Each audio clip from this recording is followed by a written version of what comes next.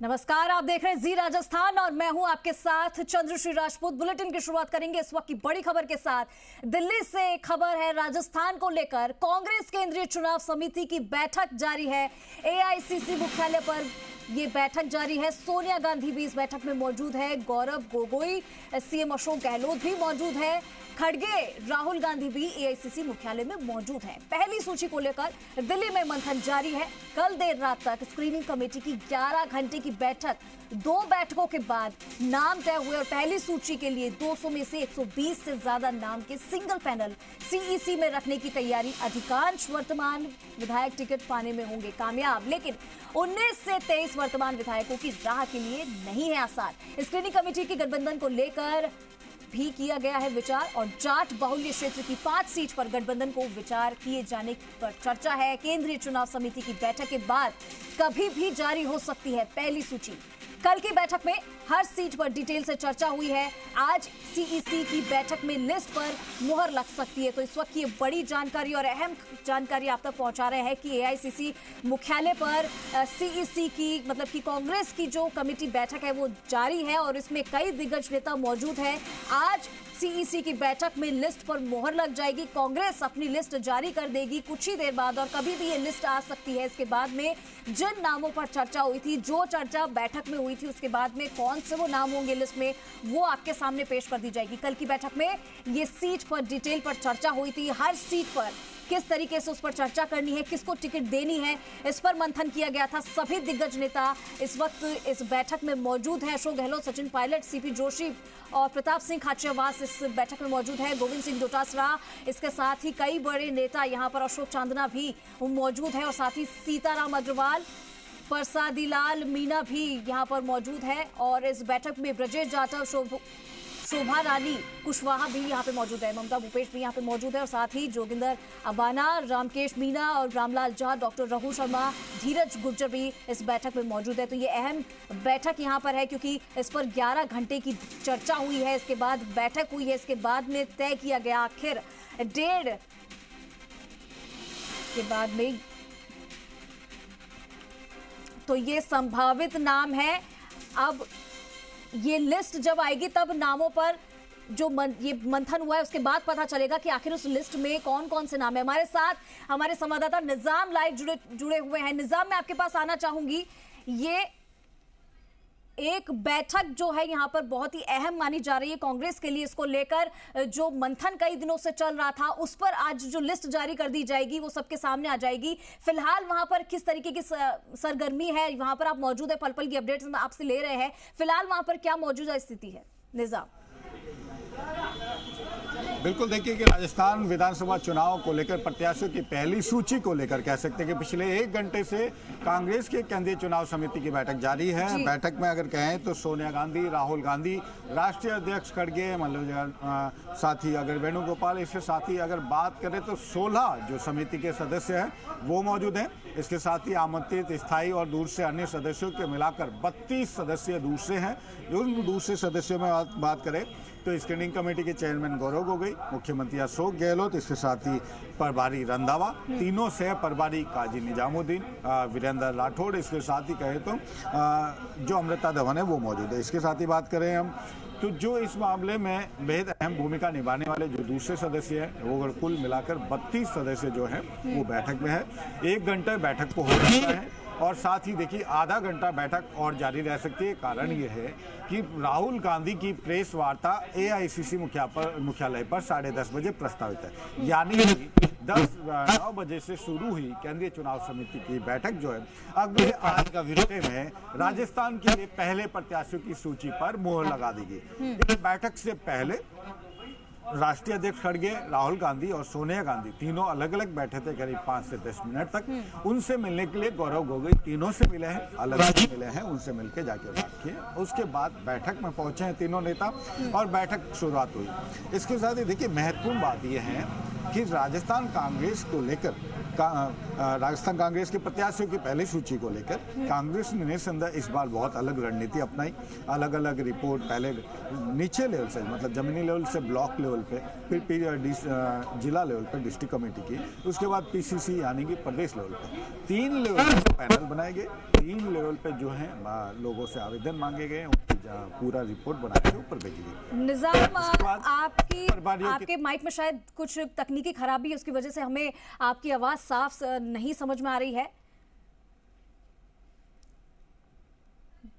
जी निजाम, तो यहाँ पर आप देख सकते हैं कि किस तरीके से कांग्रेस का टिकट पर महामंथन जारी है। लगातार हम आपको इस पर अपडेट दे रहे हैं।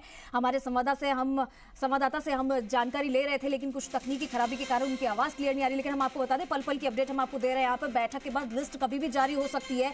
यहाँ पर बीजेपी ने पहले ही लिस्ट जारी कर दी, तो एक दबाव है कांग्रेस के ऊपर कि उन्हें हर हाल में जितनी जल्दी हो सके लिस्ट देनी होगी, ताकि वो भी अपनी मौजूदगी यहाँ पर दायर कर सके। क्योंकि देखिए, लगातार पार्टियां ये पुरजोर कोशिश कर रही है विधानसभा चुनाव में जिस तरीके से अपनी पैठ को मजबूत करना है जमीनी स्तर पर, वो कितना और बेहद जरूरी है, उसे लेकर कांग्रेस अब लगातार, अभी आप देख रहे हैं कि ये समय बहुत हो गया है कांग्रेस के पास कि जब उन्होंने लिस्ट जारी करने का जो समय है वो काफी ले लिया, लेकिन यहाँ पे फिर भी दिल्ली में कांग्रेस का आज भी महामंथन जारी है। किस तरीके से किन को टिकट ये मिलेगी, और कांग्रेस केंद्रीय चुनाव समिति की बैठक जिस तरीके से जारी है उसको लेकर ये महामंथन कांग्रेस पार्टी कर रही है। एआईसीसी मुख्यालय पर सीईसी की बैठक में ये फैसला हो जाएगा, लिस्ट सबके सामने आ जाएगी। लेकिन अभी आपको बता दें कि 11 घंटे की बैठक भी कल हुई थी। उसके बाद 200 में से 120 से ज्यादा नाम के सिंगल पैनल सीईसी में रखे जाएंगे।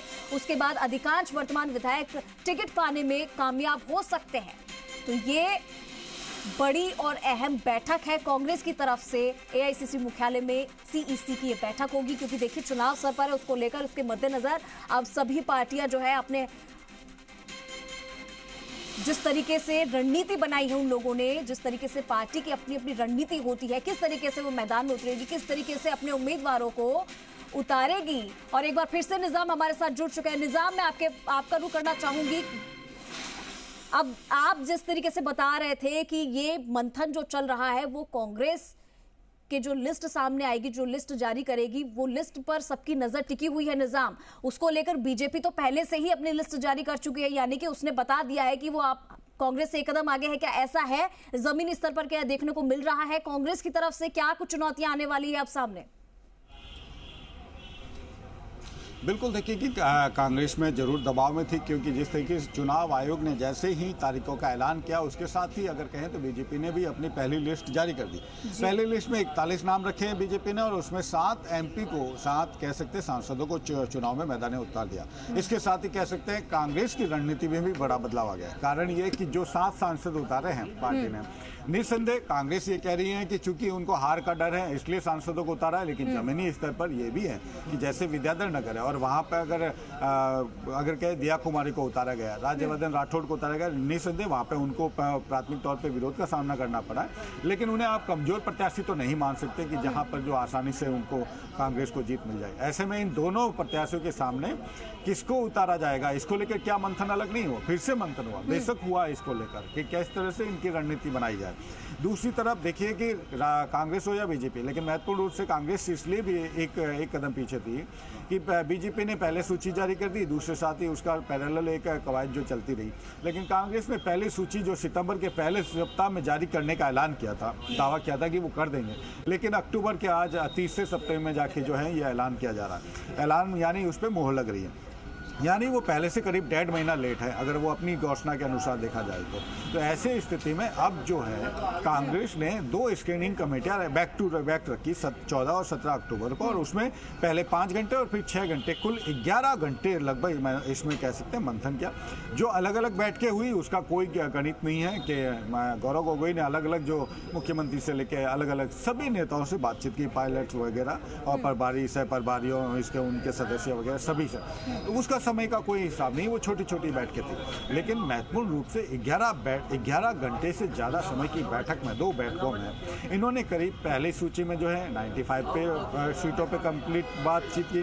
दूसरी सीटों में, चूंकि दूसरी बैठक में उनको 105 सीटों पे पूरी तरह से चर्चा करनी थी, लेकिन उनके पास अभी भी 40 से 45 सीटें ऐसी हैं जहां पर मुख्य रूप से उनके पास अभी इस स्तर पर उनको निर्णय लेने की स्थिति नहीं है। या बात आ जाती है कि अभी कांग्रेस पहली सूची कितनी करेगी। जो हमारी चीजें बता रही है, जो जानकारी बता रही है, उसके अनुसार 120 से 140 सीटों को लेकर कांग्रेस ने बेहद सतर्कता से मंथन किया और सिंगल नाम के जो हैं पैनल वो 106 हैं। इसके साथ ही जैसे किसी से गठबंधन करना है या नहीं, पश्चिमी राजस्थान में किसी से गठबंधन करना है 5 सीटों पे या नहीं करना है, वो केंद्रीय चुनाव समिति तय करेगी। इसके साथ ही कुछ ऐसे लोग हैं जिनके विधायकों के टिकट काटने और उनकी जगह नए व्यक्तियों को टिकट देना है या नहीं देना। निजाम, यहाँ पर अशोक गहलोत ने सिटिंग और सेटिंग का फॉर्मूला भी दिया है। सिटिंग और सेटिंग का फॉर्मूला भी अशोक गहलोत ने यहाँ पे दिया है और ये फॉर्मूला मजबूती के साथ रख दिया है सामने। यहाँ पर जहाँ अब तक ये कहा जा रहा था कि राजस्थान में अब तक 50% टिकट वर्तमान में भी विधायकों के काटे जा सकते हैं, वही फॉर्मूला सिटिंग और सेटिंग को ज्यादातर विधायक जो वर्तमान के विधायक हैं उन्हें फिर से टिकट देने में ये तब्दील हो सकता है। क्या ऐसी जमीनी हकीकत बता रही है निजाम? देखिए, कल जो जिस तरीके से बैठक हुई और बैठक से मुख्यमंत्री अशोक गहलोत और Sachin Pilot back to back बाहर निकले, दोनों के चेहरे पे एक मुस्कान थी और उनकी मुस्कुराहट बता रही थी कि वो अपने अपने कामयाब है। यानी कि अगर देखिए, मुख्यमंत्री अशोक गहलोत ने कहा है कि सीटिंग एमएलए और बैटिंग, और वो बहुत मुखरता से कह रहे हैं कि जो टिकट के जो ज़्यादातर विधायकों के टिकट नहीं काटे जाने चाहिए। इसका कारण भी है क्योंकि देखिए, ज़्यादातर सीटिंग एमएलए जो हैं वो खास तौर से पार्टी के साथ ही मुख्यमंत्री के भी एक अच्छे कह सकते हैं कि रिलेशन में, अच्छे प्रभाव में है, या कह सकते हैं कि वो मुख्यमंत्री को पसंद करता है। यही कारण देखिए सबके सामने है कि जब सचिन पायलट और मुख्यमंत्री अशोक गहलोत के बीच में दोनों को चुनने की बारी आई तो ज्यादातर जो है विधायक है वो अशोक गहलोत के साथ गए। तो ये स्पष्ट है कि आज जब बारी आई है, मुख्यमंत्री अशोक गहलोत की बारी आई है वापस टिकट की, तो वो क्या उनको सपोर्ट नहीं करेंगे? बेशक उसका हिसाब चुकता करेंगे। जब उनके लिए सरकार बचाने में उनका साथ दिया है तो उसको साथ दिया है। जब इस फॉर्मूला चलता है निजाम, तो यहाँ पर सचिन पायलट कैंप के जुड़े ज्यादातर विधायकों को टिकट मिल जाएगा। बेशक देखिए, दोनों ही पक्ष जो हैं अपने अपने समर्थक विधायकों को बेशक कोशिश कर रहे हैं और ऐसा नहीं है कि नहीं मिलेगी। सचिन पायलट भी बेहद से सीटें हैं जिनको वो चाहते हैं कि उनके समर्थकों को टिकट मिले और उनके वो लगातार उसके लिए लड़ भी रहे। अगर एक मैं बताना चाहूँगा आपको कि खिलाड़ी लाल बैरवा और संजय जो कहा जाए, ये एक बड़ी मामला है। संजय का उनके सामने संजय है और खिलाड़ी लाल बैरवा जो है, इन दोनों के बीच में अगर खिलाड़ी लाल बैरवा जो कभी भी कह सकते हैं कि खुलकर जो है मुख्यमंत्री गहलोत के बारे में बात करते रहते हैं कई मौकों पे, लेकिन पिछले कुछ साल भर से उन्होंने चुप्पी डाल ली। बेशक वो सचिन पायलट खेमे में माने जाते हैं, लेकिन संजय जो है अशोक गहलोत उनको काफ़ी पसंद करते हैं। तो अब देखते हैं कि इस दोनों ही पक्ष जो हैं उन पे अपने अपने दावे करते हैं। लेकिन स्थिति क्या है? स्थिति ये है कि जो गौरव गोगोई है स्क्रीनिंग कमेटी है और जो प्रभारी, सह प्रभारी और साथ ही सबसे महत्वपूर्ण कड़ी जो इसमें है वो है मधुसूदन मिस्त्री की। मधुसूदन मिस्त्री के सामने सभी दिग्गज, क्योंकि देखिए मधुसूदन मिस्त्री एक ऐसा नाम है कांग्रेस में जिनके सामने अच्छे अच्छे बड़े नेता बोल नहीं पाते। इसलिए नहीं कि उनसे डरते हैं, इसलिए कि उनका जो नॉलेज है कांग्रेस का, ऐतिहासिक नॉलेज है, कांग्रेस का जो अनुभव है वो बहुत सीनियरिटी का है और वो जब कोई बात कहते हैं तो बड़ी गंभीरता से सुनी जाती। क्यों? राजीव गांधी के समय के दोस्त हैं, राजीव गांधी के समय से कांग्रेस में हैं और उसके बाद राहुल गांधी उनके सामने बड़े रहे हैं और वो उनको इन चीज़ों में कभी उनको बड़े वफादार माना जाता है कांग्रेस का, कि वो किसी व्यक्ति विशेष की तरफ बात नहीं करेंगे, वो पार्टी के लिए लड़ता है।